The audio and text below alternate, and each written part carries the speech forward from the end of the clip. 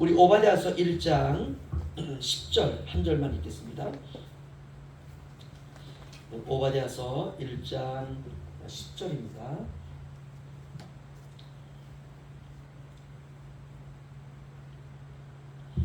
우리 함께 합독하도록 하겠습니다. 시작. 내가 내 형제 야곱에게 행한 포악으로 말미암아 부끄러움을 당하고 영원히 멸절되리라. 아멘. 오바댜서가 한 장밖에 되지 않기 때문에 오늘 오바댜서는 말씀을 오늘로 마치도록 하겠습니다. 1장 10절인데요. 내용은 오바댜서 전체를 아주 쉽게 축약해서 설명을 해드리도록 하겠습니다. 오늘 제목은 가시같은 이웃 어떻게 해야 되나 라는 제목입니다.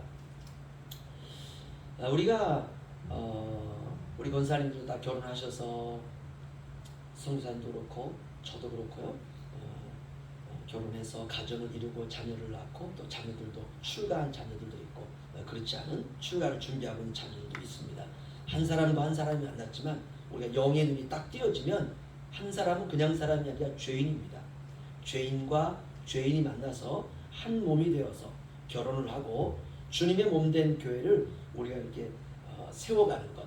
부부가 갈리지 않고 그냥 당신 믿어 난 안 믿어 이게 아니라 오늘 이렇게 나오신 분들 보면 다 부부가 예수님을 믿지 않습니까? 얼마나 놀랍습니까? 그리고 교회를 세워가는 일에 온 생애를 부부가 드린다는 것 하나만으로 다른 것 따지지 말고 그 하나만으로 저는 영적으로 승리했다라고 믿습니다.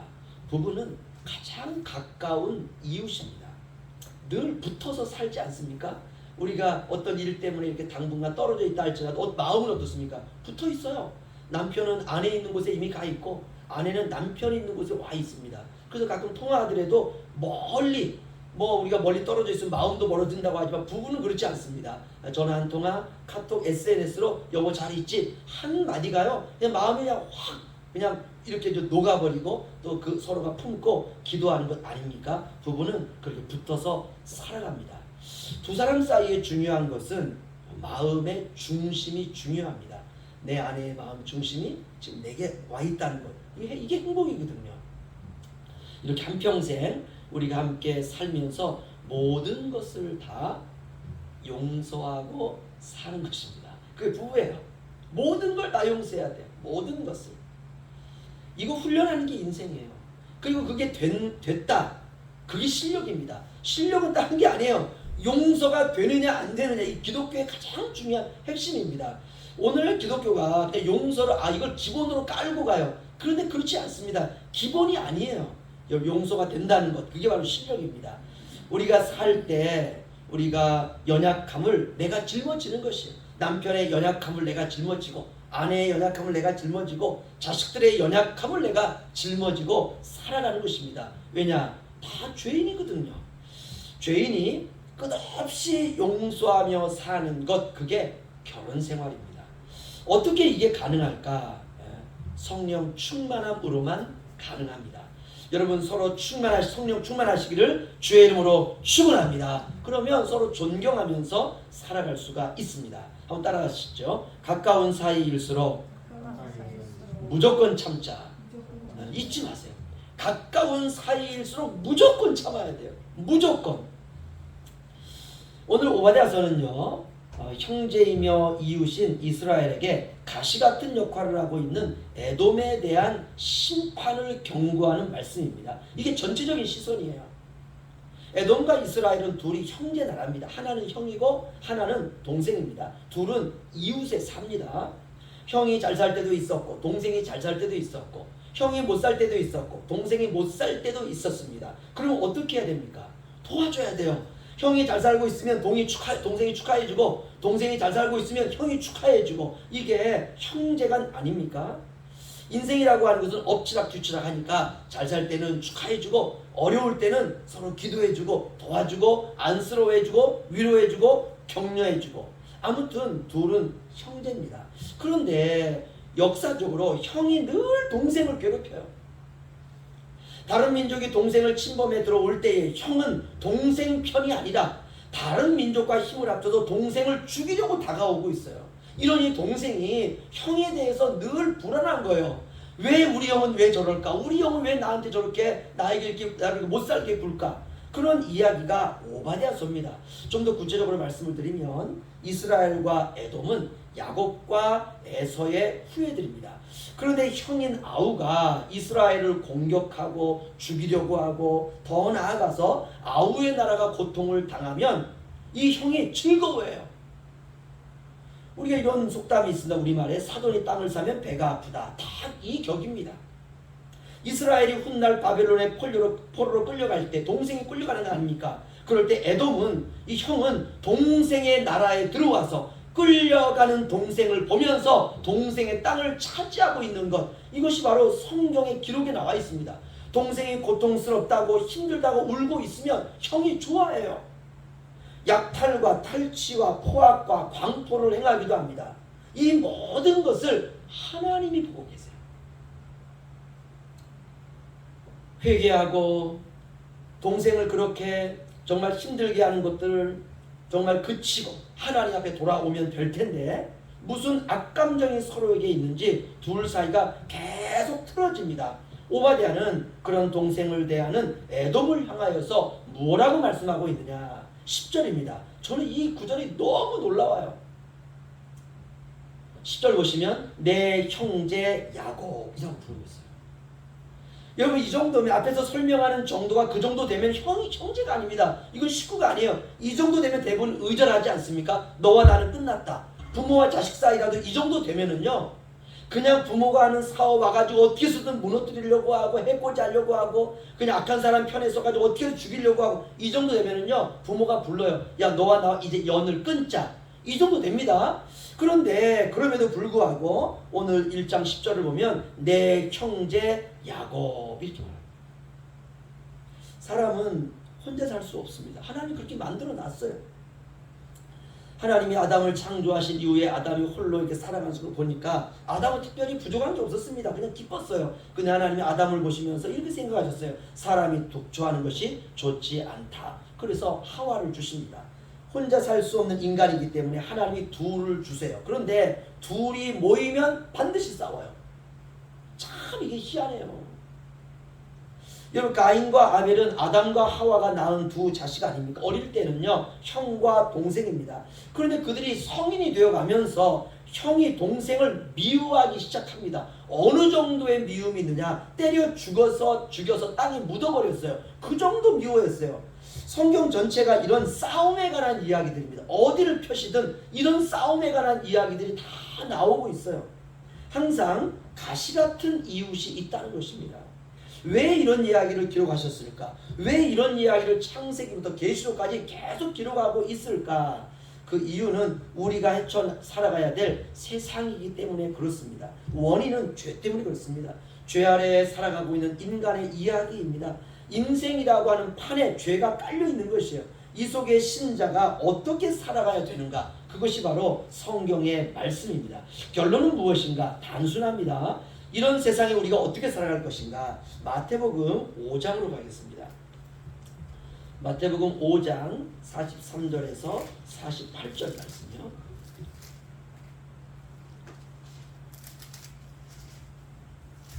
마태복음 5장 43절로 48절.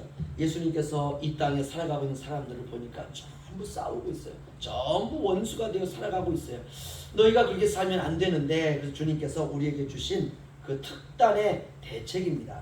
43절에 48절 저와 함께 교도하겠습니다. 또 내 이웃을 사랑하고 내 원수를 미워하라 했다는 것을 너희가 들었으나 나는 너희에게 이르노니 너희 원수를 사랑하며 너희를 박해하는 자를 위하여 기도하라. 이같이 한즉 하늘에 계신 너희 아버지의 아들이 되리니 이는 하나님이 그 해를 악인과 선인에게 비추시며 비를 의로운 자와 불의한 자에게 내려주심이라. 너희가 너희를 사랑하는 자를 사랑하며 무슨 상이 있으리요 세계로 같이 아니하느냐. 또 너희가 너희 형제에게만 무난하면 남보다 더한 것이 무엇이냐. 이방인들도 이와 같이 아니하느냐. 그럼 하늘에 계신 너희 아버지의 온전한 시간까지 너희로 온전하라. 아멘. 이 말씀은 산에 오르신 예수님의 산상수훈입니다.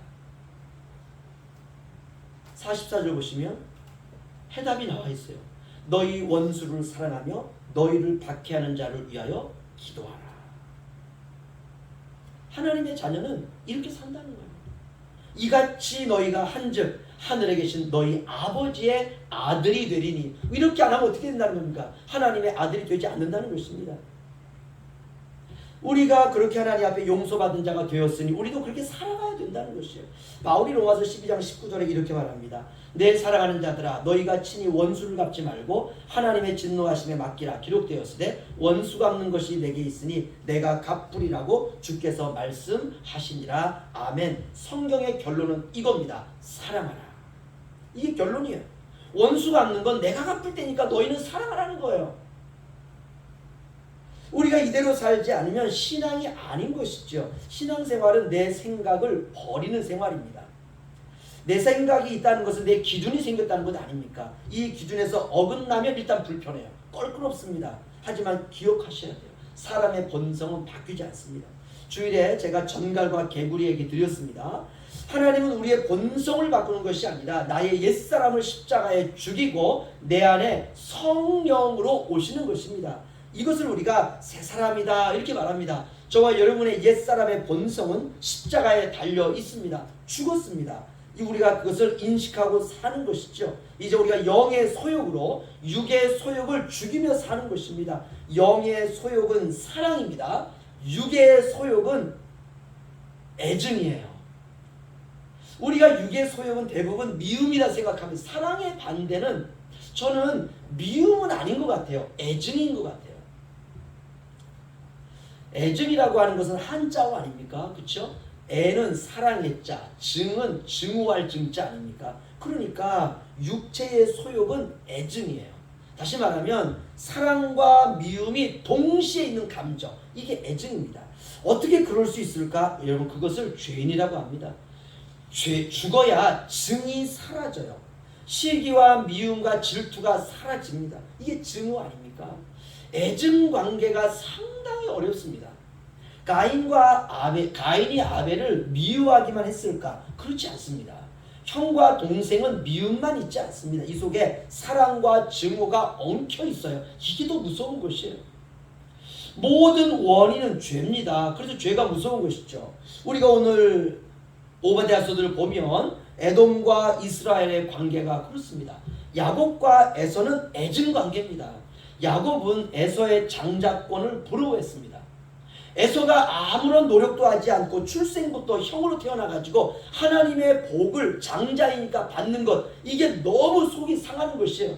그래서 빼앗아가지고 내 것으로 소유하고 싶은 것입니다. 이게 야곱의 마음이었어요. 그러나 에서는 어떻습니까? 태어나면서부터 가지게 된 웬떡이야 하는 그 떡인 것이에요. 그 떡을 소유한 것입니다. 그러니까 야곱은 불공평하다 생각이 드는 것이에요. 달리기라도 하든지 아니면 시험이라도 치르든지 아니면 싸움이라도 해가지고 내가 진다면 깨끗이 내가 장자권 포기하겠지만 이거는 그런 게 아니라 출생이 결정하는 것이에요.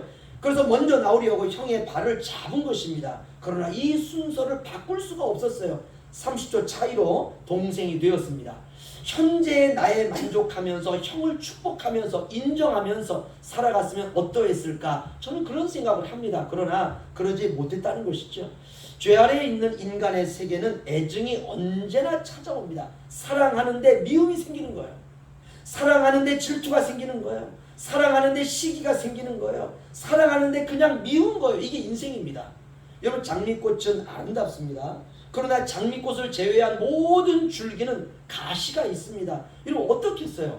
장미꽃은 좋은데 가시는 너무 아픈 거예요. 중요한 것은 함께 사는 게 실력입니다. 부부 사이가 다 좋은가요? 그렇지 않습니다. 다 어려움이 있고 고통이 있고 싸움이 있습니다. 생각이 다르니까 사랑도 있고 미움도 있습니다. 그래서 우리가 부부를 애증관계다 이렇게 말합니다. 어떻게 하면 됩니까? 오늘 말씀처럼 가시 같은 이웃이에요. 정말 가까이 있는데 가시일 때가 있는 것입니다. 그런데 오늘 오바댜는 그런 에돔을 향해서 이렇게 말합니다. 야곱 너의 형제다 이렇게 말하고 있습니다. 형제는 어떻게 해야 됩니까? 서로 사랑해야 됩니다. 이 사랑은 어떤 사랑이냐? 그럼에도 불구하고의 사랑이에요. 저와 여러분은 구원받은 하나님의 백성입니다. 영이 살아난 사람입니다. 우리에게는 영의 본성이 있습니다. 영의 본성은 사랑입니다. 여러분, 사랑과 같은 말은 희생입니다. 사랑하기 때문에 죽는 거예요. 사랑하기 때문에 져주는 것입니다. 사랑하기 때문에 희생하는 것입니다. 사랑하기 때문에 더 약해지는 것입니다. 영의 본성 안에는 사랑밖에 없습니다. 모든 나타나는 것이 사랑입니다. 따라서 우리가 이것을 읽어낼 수 있어야 돼요. 여러분, 우리가 때로는 싫은 소리 할 때가 있죠. 그런데 영이 살아있으면 이걸 사랑으로 읽는 거예요. 여러분, 이게 실력입니다. 우리가 내 영이 살아있는데 이걸 본성으로 읽으면 문제가 생겨요. 이게 사랑으로 읽어내는 것이에요. 예를 들면 아들이 저녁 늦게 자고 아침에 일찍 일어납니다. 그래서 오늘도 학교 지각이에요. 얘는 맨날 왜 지각을 할까? 엄마는 학교 갈 준비를 설렁설렁하고 있는 자식에게 소리칩니다. 야, 좀 빨리 좀 일어나라. 일찍 좀 일어나라. 일찍 좀 자라. 야, 너는 뭐하고 잤길래 어제 저녁에 늦게 일어나냐? 뭐하긴 뭐가 있겠어요. 엄마하고 놀았죠. 엄마하고 늦게까지 TV 봤죠. 아무튼 소리 치는 거예요. 여러분, 그 소리가 다 사랑입니다. 이거를 읽으면 아이가 웃으면서 학교에 가요. 엄마가 조금 전까지는 혼을 내고, 야, 너는 누구 닮아가지고 그 모양이냐, 좀 저녁에 일찍 자고 일찍 일어나면 오늘도 늦지 않을 텐데 맨날 왜 지각이냐, 야, 오늘 너 시험인 거 몰라? 야, 너 그렇게 살 거야? 이렇게 혼을 내요, 계속. 그럼 아이가 그냥 시끄러워해가지고 그냥 눈물 쭉쭉 흘리면서 아무튼 준비를 해요.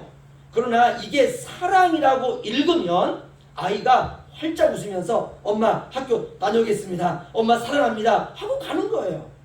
그러나 이것을 읽어내지 못하면 학교에 가면서 욕합니다. 여러분, 안 할 것 같죠? 자식이 부모한테 욕 안 할 것 같죠? 욕합니다. 마음속으로 하는 것이에요. 이것을 우리가 애증이라 그래요. 모든 관계가 그렇습니다. 그렇다면 제가 설교를 마치면서 한마디 결론을 맺겠습니다. 여러분, 같이 사는 게 실력이에요. 인생은 이거 훈련하는 것입니다. 그것이 인생이고, 그것이 신앙생활이고, 그것이 신앙생활의 맛이에요. 이 신앙의 맛이 신앙의 멋으로 우리에게 나타나는 것입니다. 갖은 어려움과 고난 속에서도 서로 버텨낸 사람들을 보면 멋이 느껴져요. 가시 같은 이웃 어떻게 하나? 여러분, 사랑이 답입니다. 뻔히 다 아는 답이에요. 그러나 언제나 그것이 항상 명답입니다. 원수를 사랑하라, 진리입니다. 복음입니다. 그런 사람 만들려고 평생을 하나님께서 우리에게 허락하시는 것입니다. 그런 사람 데리고 가서 영원토록 사는 것, 이것이 바로 천국입니다. 이 세상에서는 내게 가시 같은 이웃이지만 그 사람 때문에 내가 다듬어지는 것이에요. 그래서 그 사람과 함께 가서 영원히 사는 것, 그것이 바로 천국입니다. 그래서 천국에는요, 왼수들밖에 없어요. 여러분, 생각해 보세요. 내가 너희에게 말하노니 서로 사랑하라, 원수를 사랑하라. 이 세상에서 원수인 관계가 다 천국에 가서 거기서 하나가 되는 것입니다. 여러분, 그 왼수 때문에 내가 천국 온 것입니다. 때로는 내게 가시이지만 다른 사람에게는 그 가시가 꽃이 될 수 있고 별이 될 수 있고 빛이 될 수 있다는 것을 생각해야 되는 것입니다. 우리는 잘 모르지요, 그런 것들을. 그러니 할 수 있는 것은 사랑뿐입니다. 여러분, 저와 여러분이 사랑의 사도들이 되어서 마지막이 말세에 우리가 사랑이 식어지는 우리 모든 일터, 가정, 직장, 모든 곳에서 저와 여러분이 사랑으로 모든 이들을 섬기는 아름다운 우리 현포 양문교회가 되시기를 주의 이름으로 축원합니다.